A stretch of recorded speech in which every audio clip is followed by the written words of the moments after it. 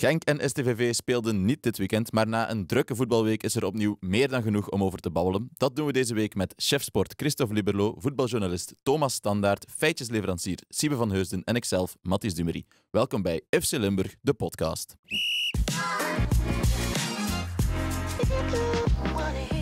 Christophe, wat heb jij behalve je werkverplichtingen naar de voetbal gaan ook gedaan in Liechtenstein? Alleen werken, hè, Mathis. Alleen werken? Jij dacht iets anders. Ja, ik dacht misschien toch nog iets van het land, het grote land kunnen zien. Ja, je bent er op 20 minuten door hè, als je haast maakt. Nee, ik ben wel even gaan joggen om het hoofd leeg te maken. Langs de Rijn op. Hele mooie brug, houten brug. Over de Rijn voor fietsers en voetgangers. Ik had het gezien op Instagram. Iets van de grootste of de oudste, of de enige houten brug nog over de Rijn. Was het zoiets? Zoiets was het. Van de 1901, denk ik. Allen daarheen. Oké, als we het dan over de Rode Duivels gaan hebben... Maar we hebben er eigenlijk een roadtrip van gemaakt voor een keer. Normaal gezien vliegen we mee met de Rode Duivels. Ja, in het vliegtuig van de Rode Duivels. In het vliegtuig van de Rode Duivels. Wel helemaal achteraan. En dan komen er een soort van... Ja, laat ons hen bodyguards noemen van de Belgische Voetbalbond. Zo in het midden plaats nemen van het vliegtuig. Dat we zeker niet naar voren zouden stormen. Onbeleefde vlegels die we zijn. Mm-hmm. Om de spelers lastig te vallen. Maar dus nu zijn we samen met collega's van het Nieuwsblad de auto ingesprongen. Hebben we er een roadtrip van gemaakt. Een tweedaagse. Hoe lang is het rijden? Ja, 750 kilometer is het ongeveer. Maar ik heb mij op de achterbank genesteld. En ik heb de collega's van het Nieuwsblad het werk laten doen in de auto. Dus heb je geslapen of gewoon genoten van de rit? Wel, misschien wijken we nu wel te fel af, maar als je achterin de auto begint te werken, je wordt dan kotsmisselijk, of ik alleszins. Ja. Hè. En Ludo van de Wallen die had een goede tip via zijn zoon. Dus blijkbaar kan je op een iPhone of een iPad kan je dan de bewegingsmodus inzetten en dan komen er aan de linker en de rechterkant van het scherm bolletjes. En die bewegen mee naar gelang de auto beweegt, of net in de tegenovergestelde richting. En dus zo word je niet misselijk. Niet misselijk. En werkt het dan? Wel, ik heb het pas laat ingesteld, waardoor ik al kotsmisselijk was. En ik ben niet nog misselijker geworden. Maar ook niet minder misselijk. Ook niet minder. Helaas. Oké, je was er natuurlijk voor de Rode Duivels. Die hebben gisteravond ook gespeeld in het Lottopark. Voor de wedstrijd tegen Kazachstan dan. Misschien eerst even, hoe was de sfeer daar in het Lottopark? Wel, het zat niet helemaal vol. Dik 16.000 toeschouwers.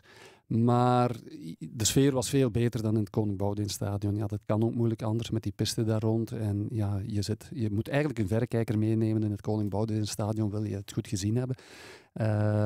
En gisteren op Anderlecht was de sfeer veel beter. Ook in het begin de lichtshow zo, met een vioolspeler erbij. Dus het was aangenaam qua sfeer, zelfs al zat het niet vol. En dat was in Genk trouwens ook al het geval. Toen stond er natuurlijk wel meer op het spel tegen Oekraïne. Die barragematch voor de Nations League Divisie A, om daarin te blijven. Maar toen was de sfeer echt fantastisch op Genk. En de spelers hadden het er achteraf ook over, van dat ze echt vooruitgestuurd werden toen. En gisteren op Anderlecht was de sfeer ook goed. Als de fans begonnen te zingen van oh, Kevin De Bruyne, op zijn Engels een beetje zelfs. Dan gaf dat wel iets. En als er in het Koning Boudewijn-stadion, ja, pas als je een match van de Rode Duivels ziet in een voetbalstadion, dan merk je hoe saai en kil het Koning Boudewijn-stadion is. Ja, daar is de sfeer inderdaad helemaal anders. Maar nu, want ze gaan dus spelen in Gent de volgende keer tegen Noord-Macedonië. En dan de laatste thuismatch zal tegen Liechtenstein zijn in november. Dat is dan in Luik. Daar weet Thomas alles van, Stonaar. En daar loopt de ticketverkoop als een trein blijkbaar. Dus ik ben echt wel benieuwd wat dat gaat geven. Want de Glamco Arena, heet dat nog zo? Nee, hè? De Planet Group. De Planet Group Arena. Is toch een heel mooi stadion. Daar staat er sowieso bekend om. De sfeer is daar echt fantastisch met de steile tribunes. Mm-hmm. Dus... Voilà, Sclessin is al rood voor de Rode Duivels en de Planet Group Arena kunnen ze in het rood zetten volgens mij, zeker de lampjes. Dus ideaal. Was het in het Lottopark, Christophe, dat de journalisten het volkslied aan het zingen waren? Of... Ja, het was wel opvallend. Want ik schrok er ook van dat er eigenlijk best wel veel Kazachse journalisten waren. Toch zeker, ik denk meer dan 10 zelfs. En die moeten toch wel een hele reis afleggen. En ik denk niet dat zij het met de auto gedaan hebben. Ik hoop voor hen van niet. En zij begonnen heel luidkeels echt mee te zingen met het volkslied toen dat afgespeeld werd. Dus dat was wel opvallend, want ik dacht nog, ja, als die 11 op het veld even patriotisch en even gedreven gaan zijn, dan kan het nog moeilijk worden. Want het gebeurt niet vaak. Ik moet toegeven, ik kan het Belgisch volkslied, mag ik dat zeggen? Zo. Ken je het niet? Ja, een paar lijnen, maar het zal heel snel la la la worden. Oei. Niet geleerd op school. Ik denk het zelfs niet, nee. Ken jij het Belgisch volkslied van buiten, Thomas? Toch zeker een deel. Maar wat mij Laat maar horen, laat maar horen. Wat mij Waarom denk jij dat ik zeg dat ik het niet ken, Thomas? Ja. Wat mij opviel, Liechtenstein heeft zijn volkslied gewoon gepikt van Engeland. Ja. Dat vond ik heel raar. Ja. Ja, het is gewoon hetzelfde deuntje. Ja. Zelfde tekst ook, of niet? Nee, Nee. een ander. Hetzelfde Ja, dat is toch wel deuntje. helemaal belachelijk. Maar inderdaad, we waren op tijd in het stadion al. En toen... dan testen ze meestal de volksliederen ook, vooraf zo een uur op voorhand of 1,5 uur. En ineens kwam dat van Liechtenstein door, maar ik had nog niet begrepen van, dat is het volkslied van Liechtenstein. Ik zei, hoe komt dat nu, dat ze het Engels volkslied spelen? Maar, Het was Liechtenstein. Ja. Nu, ik zei al de hele tijd net het Lottopark, Christophe, maar volgens jou is het eerder het KDB-park gisteren. ja, het was De Bruyne van begin tot einde. Hè. Echt fantastisch. En dat op zijn 34ste. Ik denk dat het vooral belangrijk is dat de honger die hij heeft en de gretigheid die hij toont op zijn 34ste bij de nationale ploeg, dat heel belangrijk is naar de jongere ploegmaats toe en naar het groepsgevoel binnen de Rode Duivels ook. Want ja, als De Bruyne er zin in heeft, dan volgt iedereen. Dat merk je ook, want bijvoorbeeld het WK in Qatar, daar zat De Bruyne helemaal niet goed in zijn vel. En heeft hij dat ook duidelijk laten blijken. En ja, we weten allemaal hoe dat afgelopen is. Hè? Groepsfase en eruit, naar huis. Dus ja, als De Bruyne er zin in heeft, volgt iedereen. Dan is eigenlijk toch De Bruyne de natuurlijke kapitein. Want nu is het Tielemans. Ik vind van wel, ik heb dat altijd gevonden. De Bruyne is de speler van de Rode Duivels, de beste speler. De speler met de meeste uitstraling, die ook richting tegenstander, richting scheidsrechters het meeste respect afdwingt. Dus vind ik het vreemd dat wij altijd ons in bochten wringen om De Bruyne... Hij is wel dan kapitein al een paar keer geweest, maar dat we nu dan weer voor Tielemans kiezen. Keuze voor de toekomst kunt je argumenteren, maar ik vind, ja, als er één speler de natuurlijke leider is van deze generatie Rode Duivels, dan is het toch Kevin De Bruyne. Waarom geef je hem die armband ook niet? Hij legt het ook uit na de wedstrijd. Hij zevert er nooit rond. Het is altijd de waarheid, straight to the point. En ik vind dat is wat we nodig hebben van een kapitein. Iemand die zegt waar het op staat. Tijdens het EK was hij ook kapitein, de officiële eerste kapitein. En toen deed hij dat ook inderdaad voortreffelijk. Was hij altijd na de wedstrijd beschikbaar om uit te leggen van wat er goed gelopen was, wat er misgelopen was. En nu, ja, Youri Tielemans, ik denk dat het de makkelijkste keuze is. In die zin, hij is perfect tweetalig. Als hij naar de pers komt, dan zegt hij niks. Ja, hij zegt veel, maar daar zit dan meestal niet veel in. Het is een beetje de ideale schoonzoon, maar dat moet ook niet altijd. Nee, daarom. En ja, dus ik denk dat het vooral een makkelijke keuze is. Met alle respect voor Youri Tielemans, want een hele fijne kerel. Want ik zeg zo van, hij zegt niks. Ja. Maar ja, het is een fijne kerel, maar het is toch de makkelijkheidsoplossing, zoals Thomas ook zegt, heb ik het gevoel. En ik vraag me wel af ook of dat gaat meespelen in de opstelling. Dat Tielemans dan altijd spelen? Ja, ik vermoed van niet. En zeker zoals bijvoorbeeld tegen Kazachstan nu gisteren. Van Aken is uit de ploeg verdwenen, Raskai is erbij gekomen. Nu, uiteindelijk heeft dat goed uitgepakt. Raskai heeft zelfs gescoord, heeft zijn match gespeeld. Tielemans deed dat goed, iets hoger. Maar in feite, tegen Kazachstan had je even goed, en volgens mij zelfs beter, nog met Tielemans gewoon gespeeld en Van Aken hoger. Hè? Want als Van Aken iets goed kan, dan is het hoog op het veld waar het heel druk is, toch die opening vinden. Ja. En nu die bal komen ophalen zoals Raskai dan deed en die rondspelen, ja, dat had Tielemans ook zeker zo goed gekund. Maar goed, dat pakte goed uit. Alleen naar de toekomst toe, ja, inderdaad, moet Tielemans op het terrein staan. We hebben nog niet gevraagd wie dan kapitein wordt, maar... Wie dan kapitein wordt als Tielemans er niet op staat. De Bruyne zeker, de natuurlijke leider. De Bruyne scoorde gisteren ook 2 keer en hij was niet de enige. Ook Jeremy Doku deed dat en daar heeft Siebe een feitje over.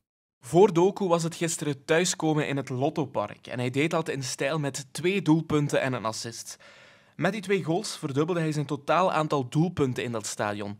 Tijdens zijn Anderlecht-periode scoorde hij daar maar 2 keer, allebei in een 7-0 overwinning tegen Zulte Waregem. Hij scoorde toen de 3-0 op assist van Kompany en de 5-0 op assist van Sambi Lokonga. Ik heb trouwens ook nog een weetje over Doku. Vertel. Weten jullie waar hij zijn profdebuut heeft gemaakt? Ik weet het niet.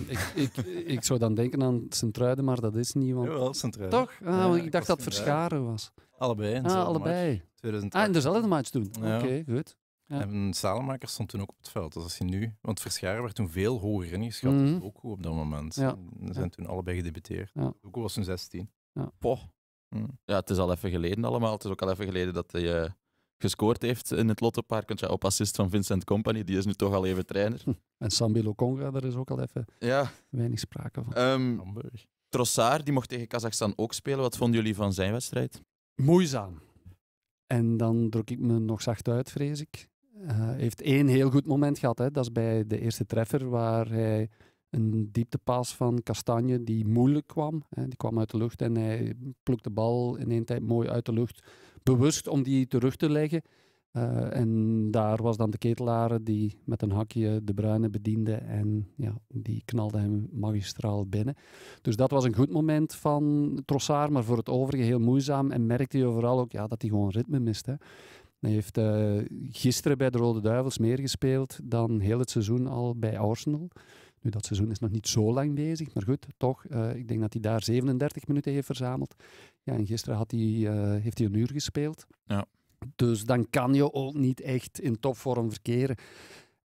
Nu, dat kan voorvallen, die periodes in je loopbaan. Maar ja, Trossard gaat toch moeten opletten. Hè? Als een 15-jarige al mag invallen voor hem bij Arsenal, om maar iets te zeggen. Dan doet hij er toch goed aan om in januari een club te vinden. Gewoon. Want anders, als het zo blijft verder gaan zoals nu... als hij niet meer speeltijd krijgt bij Arsenal, dan gaat hij het WK volgens mij moeten missen zelfs. En gaat hij niet geselecteerd worden. Want Garcia heeft al vaker aangegeven ook dat hij daar wel degelijk echt rekening mee houdt. Ja, spelen is belangrijk voor Garcia. Alleszins. En de concurrentie is ook immens groot op de flank. Ja. Als je kijkt, Salemakers valt altijd goed. Ja, was heel goed Fofana. ingevallen weer ook. Hè. Ja, en dan heb je nog mannen als Bakayoko, Luke Bacchio, die ook terugkomen. Ja, Dus die heeft zijn transfer gemaakt, dus Ja. die gaat ook weer meer spelen. Luke Bacchio heeft de vorige interlandperiode heeft hij wel een slechte beurt gemaakt. Hij is hij ingevallen en er meteen weer uit. Maar goed, dat kan gebeuren. Dus inderdaad, heel veel concurrentie. En Fofana, je noemt hem, ja, was echt wel... Ja, dat is een heel ander type dan Trossard natuurlijk. Hè. Trossard moet het meer hebben van zijn momentjes. Hè, naar binnen komen, een indraaiende assist dan, of een schot op doel waaruit hij kan scoren, of een splijtende paas. Dat is meer Trossard zijn spel. Ja, Fofana, dat is echt acties maken. Dat valt ook meer op dan wat Trossard doet. Ja. Dus je moet ook naar de efficiëntie kijken. Hè, want Doku vinden we allemaal geweldig, maar die moest ook aan zijn statistieken werken. Heeft hij gisteren dan gedaan. Dus op dat vlak moet je Trossard ook op een eerlijke manier vergelijken met de rest.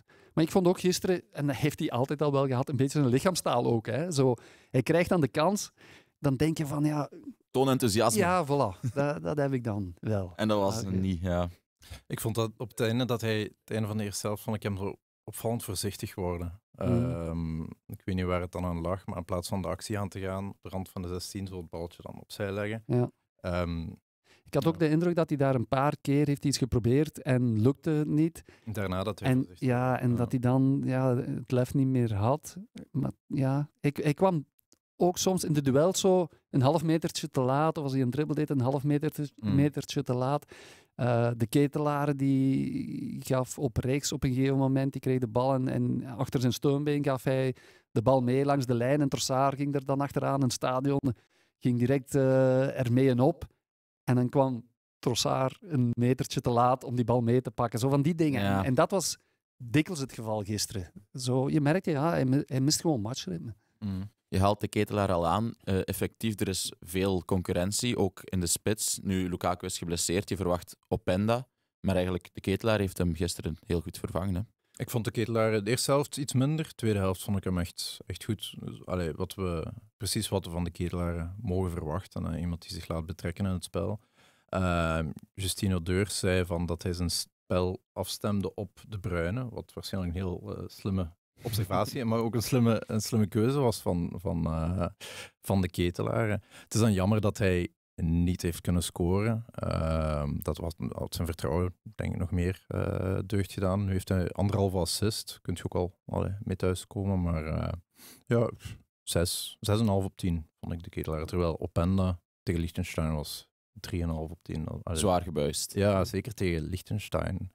Ja, ik weet niet. Vond ik niet goed. Moet Openda dan vrezen voor zijn plek als tweede spits? Het zal van de match afhangen, denk ik. Hè. Als je...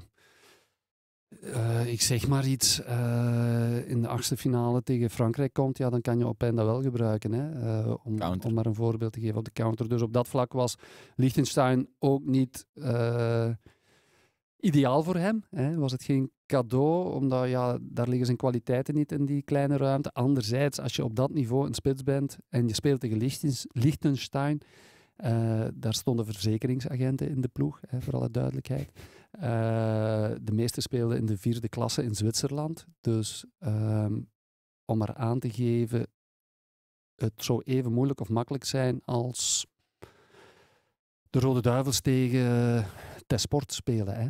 Ja. En met alle respect voor Tesport, want je weet, ik ben van Tessenderlo. Ja. Maar om het toch te schetsen van hoe het zit, dan moet Openda daar toch ook zijn ding kunnen doen.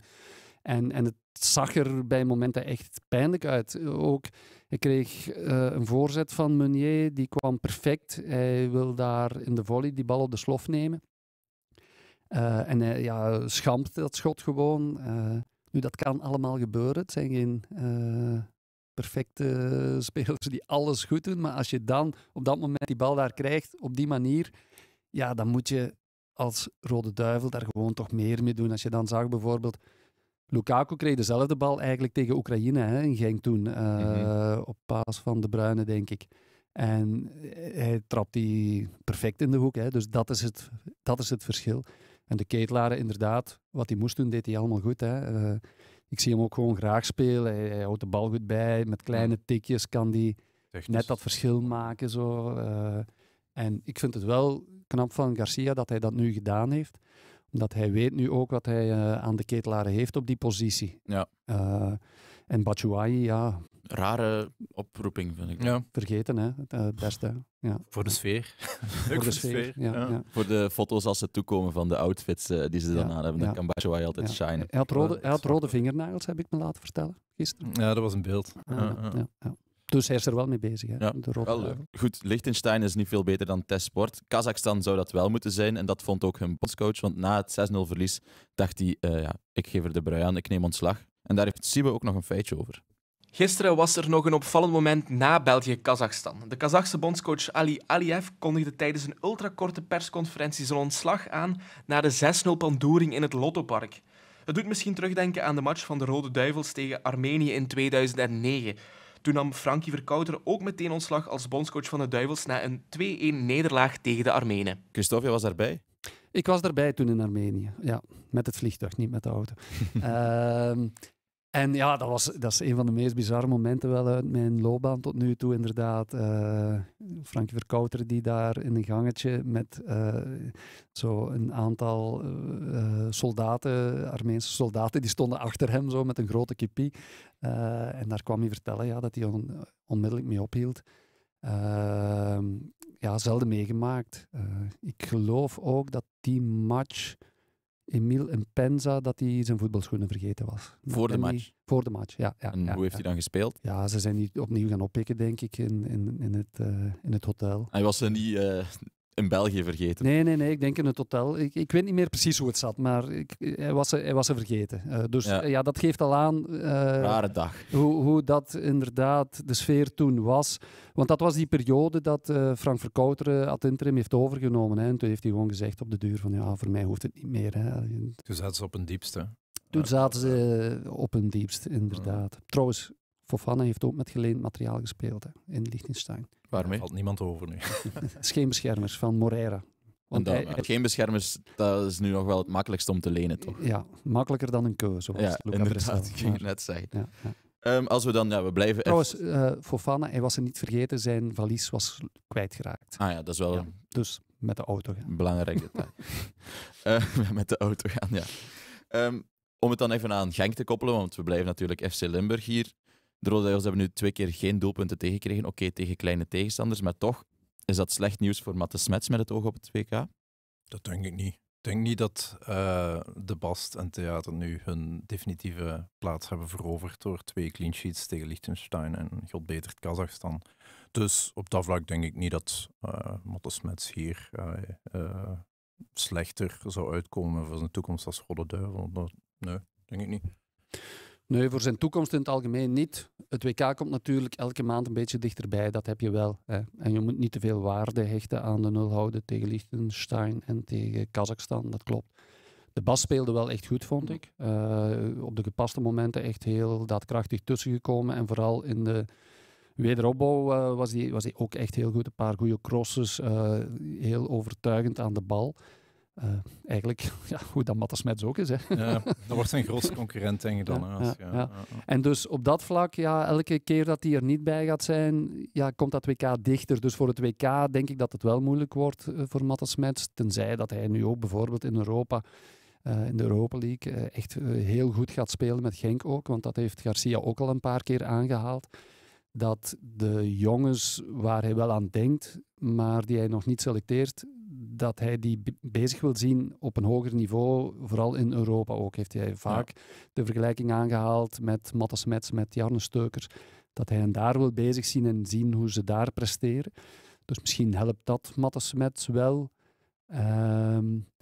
En ik vind ook dat er rekening moet gehouden worden. Hein van Haasbroek zei dat in een podcast van de collega's, in Shotcast. En ik had er zo nog niet over nagedacht, maar dat Genk speelt heel risicovol. Heel hoog, ruimte in de rug. En dan wordt er snel gezegd van, ja, Matte Smets is niet snel genoeg of hij valt wel eens op een foutje te betrappen. Maar je moet ook zien hoe dat het spel is van je ploeg. Als Genk vooral voor de zekerheid zou kiezen en dan met verticaal voetbal zou uitpakken. Bijvoorbeeld met Frank Verkouteren als coach. Toen ook heel succesvol, maar op een heel andere manier. Ja, dan zou Matte Smets zijn wedstrijd er ook heel anders uitzien. En dan zou er sneller gezegd worden, ja, secuur bezig. Hè. Zo. Nu moet hij heel veel oplossen. Hè. Komt hij heel vaak in situaties dat hij inderdaad snel moet zijn of snel moet reageren of positioneel goed staan. Dus de manier waarop dat Genk speelt, zou ik, zet Theater en De Bast daar maar. Hè. Bij Genk, ja, hoe doen zij het kijken dan? hoeveel foutjes ze dan zouden Ze zullen daar hun ding wel doen, hè. Ja. Daar ben ik zeker van. Maar toch, is toch anders. moet meer rekening gehouden worden. Ik vind van wel. Bij Liechtenstein zou hij altijd in de ploeg staan dan Matte Smets. Dat denk ik wel. Denk ik ook, ja. Ja, ik heb nog geschreven en eigenlijk, het was een beetje een boutade, maar ik geloof dat het echt zo is. Hè. Als je Thibaut Courtois linksbak had gezet, dan hadden ze gewonnen. Hè. Ja. Ik denk het ook wel. Thomas, Voor de spits, Thomas lengte. rechtsbak ook nog. Hè. Ik in de goal had ik dat. Goed, er waren nog Genkse internationals. Koskaresas bijvoorbeeld, daar was vorig seizoen natuurlijk veel over te doen dat hij voor Griekenland en niet voor België koos. Maar hij vindt daar zijn draai wel goed, hè, opnieuw gescoord.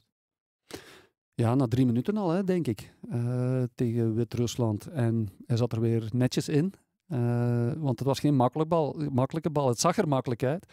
Maar de manier waarop dat hij die in de stuit zo vol op de slof neemt, binnenkant voet wel, denk ik, maar echt met overtuiging binnengetrapt. Dus ja, knap gedaan. En bij zo'n interlandperiode dan gaan alle geruchten weer los, want ik lees nu van Lazio 20 miljoen en zo. Dus ja, dat komt er dan ook nog eens bij. Hè. Dat zal voor januari zijn dan, want nu is het natuurlijk Ja, maar voorbij. zelfs dat niet hoor. Ja. Ja, zeg nooit, hè, want onze laatste podcast wel, hebben we hier exact. een heel deel verklaringen gedaan. Daar komen we nu ook al die we bij. niet gaan herbeluisteren. Exact, in onze laatste podcast hebben we veel over O en over Sint-Truiden gezegd. En alles is, nog geen half uur nadat de podcast online staat, was het alweer allemaal anders. O, die komt nu ook terug van interlandverplichtingen. Hij gaat niet naar Stuttgart terug, hij gaat nu naar Genk terug. Hoe keert hij terug in die kleedkamer? Ik heb er even over nagedacht en ik denk dat dit misschien wel de klik kan worden voor O. op een positieve manier. Want hij gaat... het zal inderdaad een immense teleurstelling geweest zijn voor hemzelf, ook voor Genk, want zij lopen toch veel geld mis.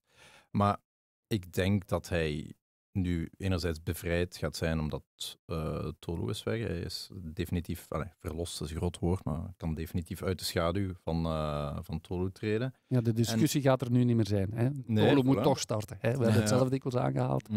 Hij zit niet meer op de bank en dat was altijd toch zoiets wat denk ik wel een beetje op hem woog. En anderzijds, hij gaat geprikkeld zijn. Hij zei het zelf in dat interview bij Zuid-Korea. Hij gaat geprikkeld zijn om het ongelijk van Stuttgart nu te bewijzen. Hij gaat zeggen van, ik zal dus wel laten zien hoe sterk mijn knie is. En dat ik nog altijd, dat ik wel die prijs misschien waard was.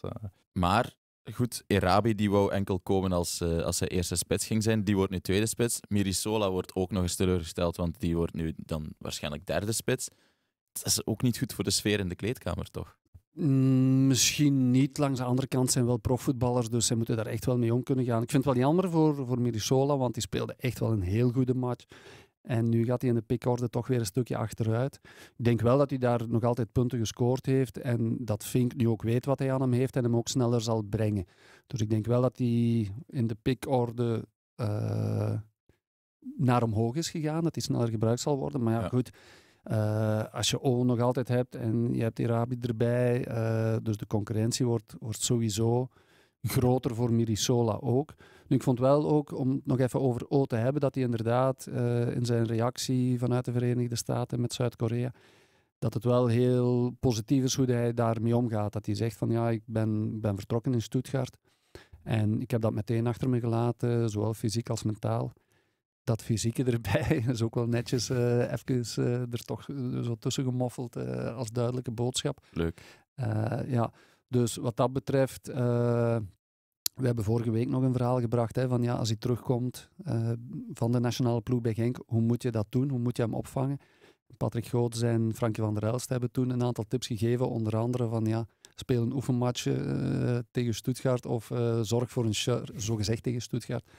Of als ik een ploegmaat was, Goots zei dat denk ik, van ja, ik zou een shirt laten bedrukken met Stuttgart van achterop, of zijn naam op een shirt van Stuttgart. Nu, als ik O bezig hoor, dan is dat allemaal niet nodig en gaat hij er gewoon meteen staan. Gewoon volledig achter zich. Ja, ik denk dat je ook een beetje moet rekening houden met de cultuur. Ik denk dat de Japanse en Zuid-Koreaanse jongens dat die net iets trotser en fierder zijn, dus misschien... Niet die verkeerde aanpak. Ja, voilà. Ja, voor Patrick Goots is dat de juiste aanpak. Ja. Maar heeft Fink nu niet meer spitsen dan hij eigenlijk wilde? Je hebt ook nog die Biebout, hè? Ja, ook dan nog. Gehaald, Ja. Dus ja, hij heeft veel spitsen nu. En welke gaat dan starten tegen Anderlecht? Nu moet je O zetten. Hè? Als je sowieso. nu O op de bank zet, dan zet je hem helemaal kwijt. Ja. Meer als dat je voor Tolu had gekozen voordat hij vertrok. Ja, Dus want ik dat denk- zou, Eigenlijk is dat het zou wel straf zijn. Hè? Tolu op de bank laten zitten en Tolu is weg en dan Erabi erin gooien en op de bank. Eigenlijk het ideale scenario nu is dat O binnen de 5 minuten daar gewoon scoort. Dan is alles zeker. En vanaf nu heb je ook een Europese programma erbij. Hè. Dus nu Matchen genoeg. Ja, voilà. En er zal wel eens een pijntje opduiken, waardoor de ene 2 weken aan de kant moet staan en dan krijgt een ander eens een kans. En zo gaat het vaak in een seizoen. Ja. Dat zal elkaar eigenlijk... Ja. Ja, want Fink hoefde geen extra spits te hebben, zei je zelf ook. Hè? Maar ik denk inderdaad met het drukke programma dat eraan komt, Dat het niet erg is. dat hij ze nog gaat kunnen gebruiken. Ja. Voilà. Het komt er dus allemaal wel goed. Even over STVV dan nog. Ja, we zeiden vorige week, daar gaat niemand meer vertrekken. En, Gelukkig zei Marnik nog zo van, zeg nooit in het voetbal. Gelukkig, inderdaad. Want in het slot van de transferperiode vertrekt Louis Patrice nog. Jammer, die transfer, of toch vooral goed gecashed? Ik vind het wel een mooie prijs dat ze voor hebben gekregen. En Ik vind dat ze te weinig hebben gekregen of gevraagd voor Bertaccini. Vind ik dat ze toch richting tussen 6 en 8 hadden mogen gaan. En voor Patrice denk ik dat misschien dan een beetje gecompenseerd is. Ze weten ook natuurlijk, Union heeft geld genoeg en dus dat zal ook meespelen. Anderlecht heeft niet geld genoeg. Dus op dat vlak denk ik wel dat ze een goede zaak hebben gedaan. Ja, en Union moest ook handelen. Hè? Want Castromontes was dan naar Keulen. En vooral ook, ze moesten Belgen hebben hè? Om in de kern te kunnen opnemen. Dus. Vandaar, want ik vind het eigenlijk wel een beetje een rare transfer van Union om Patrice te gaan halen. Vinden jullie die kwalitatief goed genoeg voor Union? Ik vind, bij OHL was dat toch een fenomeen. Dat wel, ja. Eigenlijk heeft Boskamp heeft het ook nog gezegd in zijn column, die transfer naar Anderlecht heeft hem eigenlijk teruggeslagen.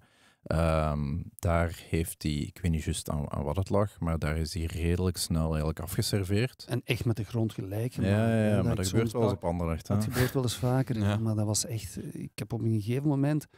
Ik weet niet welke tv-commentator dat het was, maar ja, die deed net of dat Patrice dat die maar één been had. Dat was echt ongelooflijk.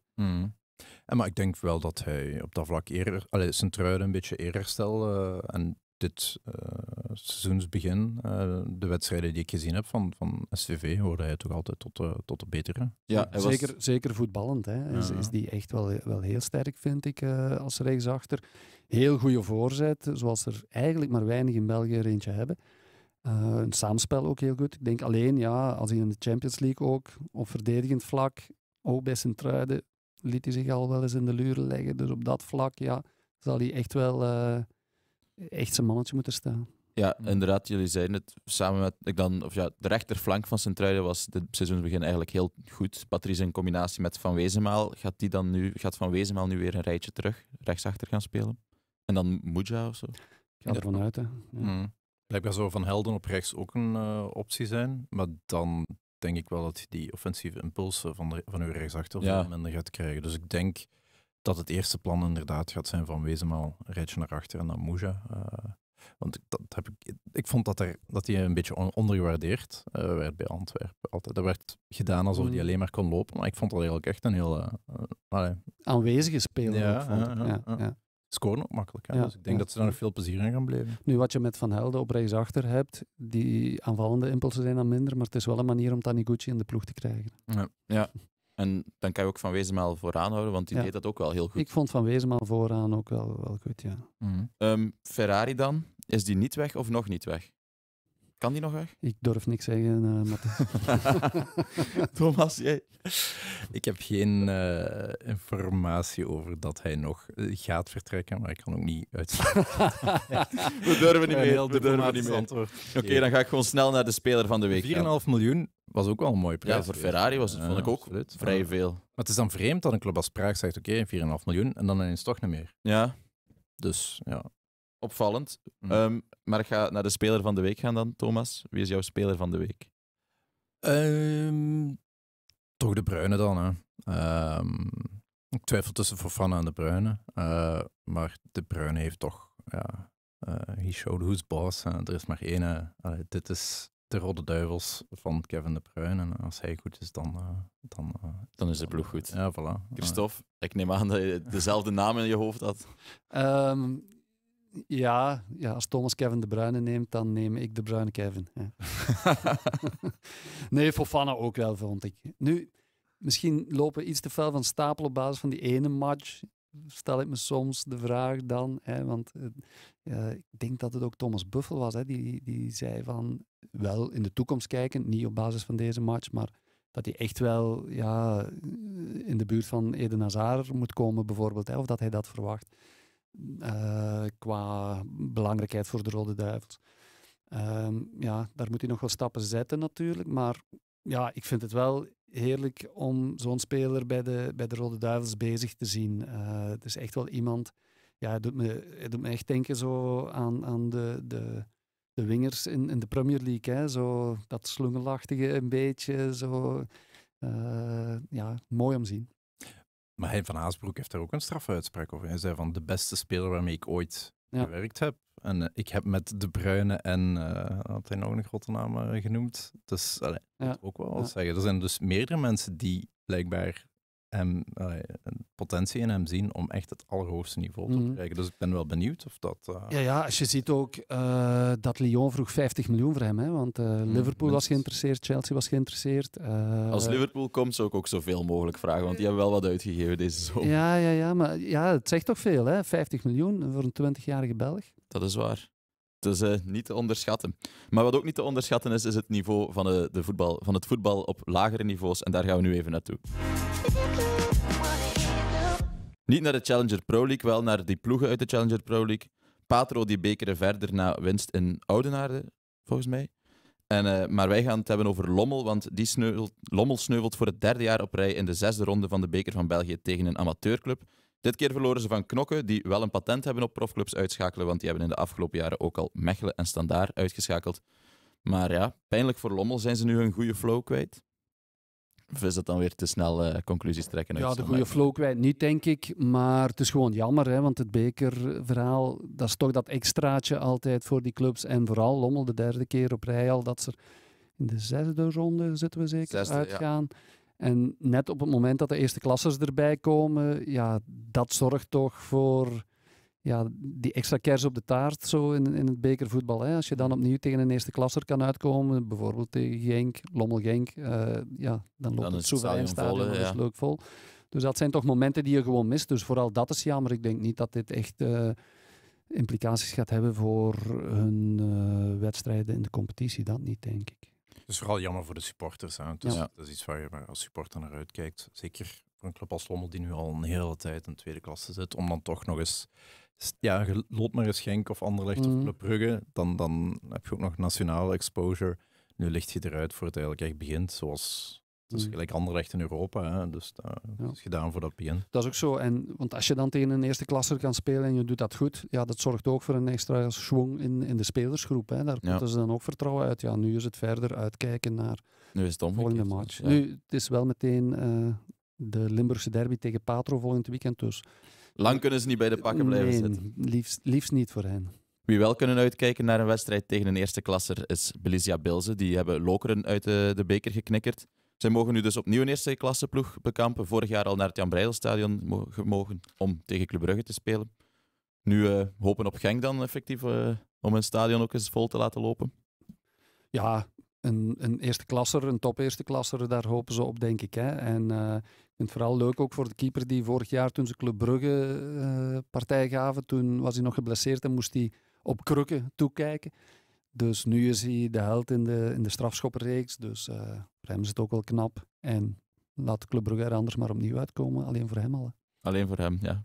Was er niet, door de namen dan niet zeggen, maar was er niet Sam Valken die vorig jaar een wereldgoal scoorde voor Bilzen op Brugge? Dat was toch, die beelden zijn de wereld rondgegaan, maar iedereen had die toch gezien. En dat geeft toch aan van... Ik krijg binnen van onze feitjesleverancier dat effectief Sam Valken was. Toch goed onthouden dan. Ja, dat zijn van die verhalen die in de kantine blijven opgerakeld worden. Hè. Als zoiets is voorgevallen, dat is zo. En dat maakt het bekerverhaal zo mooi. Ja, die mens gaat de rest van zijn leven over die goal babbelen, hè. Uiteraard. Ja. Nu, wie minder geluk hebben, termien, we hadden het er vorige keer nog over. Zij hoopten Aalst uit te schakelen en zo ook een club uit 1A te mogen treffen, maar ze gaan eruit met strafschoppen. Heel jammer, hè. Voor hun. Alleszins, ja. Maar ja, we hebben het gezegd, ze mochten ze ook niet onderschatten. Hè. Nee, inderdaad. Blijft een cultclub. Om de redenen die we net aanhalen, hè, van dat het bekeravontuur, is voor dat soort clubs is dat fantastisch. Hè. En ja, Aalst, ik zag dat er 2200 man was, dus daar leeft het ook wel. En inderdaad, een cultclub. Hè, ja. En tot slot, om af te sluiten nog, de profvoetballer van het jaar, onze Limburgse profvoetballer van het jaar, is gestopt met voetballen. Ja, Van Hoege is moeten stoppen. Pubalgie heeft te veel last daarvan. Typische voetballersblessuren, hè, denk ik toch wel, waar je maar moeilijk van afgeraakt. En dan, als ik het goed heb, is hij 28 jaar. Ja, dan is dat jammer. Echt heel jammer, inderdaad. Omdat hij, als je weer tot provinciale voetballer van het jaar bent verkozen, dan kan je toch echt wel voetballen. Als je dan moet stoppen op je 28ste, is dat echt wel zonde. Heel jammer. En wat ook heel jammer is dat deze podcast er alweer op zit. Dankjewel Thomas en Christophe voor jullie deskundige analyse. Dankjewel ook Siebe voor de feitjes en techniek. En tot volgende week.